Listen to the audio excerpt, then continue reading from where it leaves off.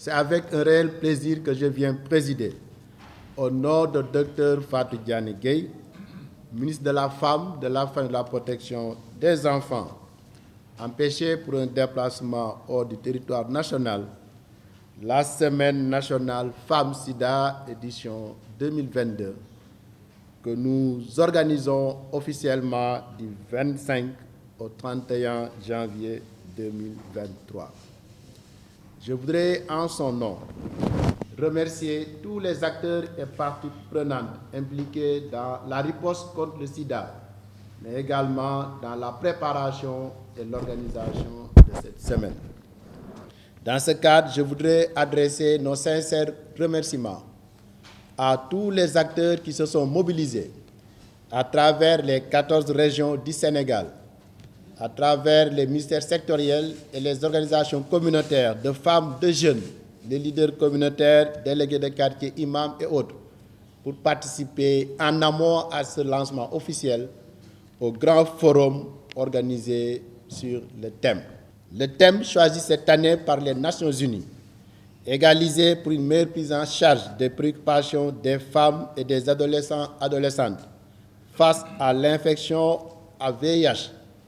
constitue, comme l'a merveilleusement rappelé Madame la exécutive du CNLS, un appel à l'action des gouvernements pour accélérer la riposte contre le VIH-Sida. Vous l'avez bien dit dans votre synthèse, il s'agit de pousser pour l'égalité, il s'agit d'égaliser, mais il s'agit de réduire davantage les écarts et les discriminations pour assurer l'accès à la prise en charge à toutes les personnes infectées ou affectées. Mais il s'agit surtout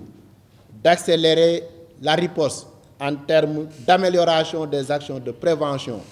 au niveau communautaire.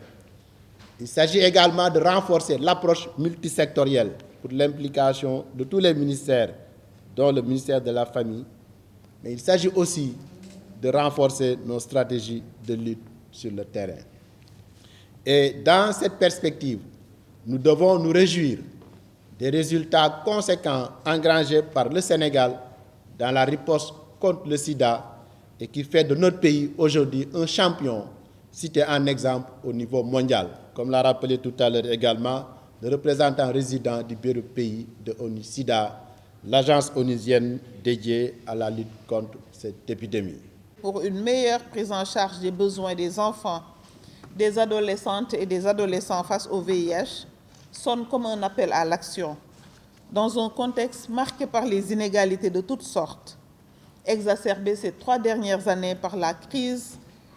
une crise sans précédent née de la pandémie de Covid-19 et ses corollaires. En effet,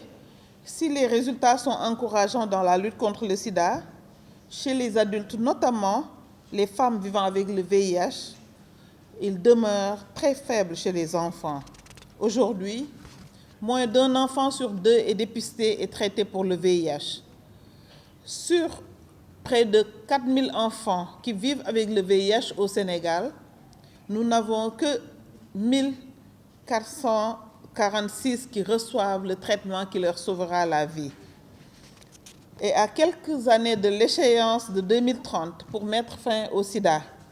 le thème de la journée Femmes Sida nous incite à nous mobiliser davantage afin de réduire ces énormes gaps dans la prévention, ces gaps que vous appelez aujourd'hui ces inégalités, dans la prévention chez les jeunes filles et les adolescentes, rattraper le retard dans la prise en charge des enfants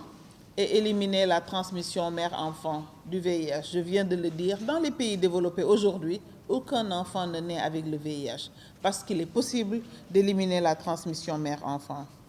Nous devons œuvrer en faveur d'actions concrètes pour lutter contre toutes les formes d'inégalité qui empêchent tant de femmes, d'enfants, d'adolescents, d'adolescentes d'avoir les services de prévention, mais aussi de soins dont ils ont besoin. Aujourd'hui, nous devons lutter contre toutes les formes d'inégalité, quelles qu'elles soient économiques, sociales, culturelles, juridiques, car les inégalités sapent les efforts que nous avons faits dans la lutte contre le sida. la semaine Femmes-Sida est célébrée dans un contexte où la communauté internationale nous engage à accélérer nos actions pour mettre fin au sida d'ici 2030. L'objectif est ambitieux, mais nous pensons que le secteur de la famille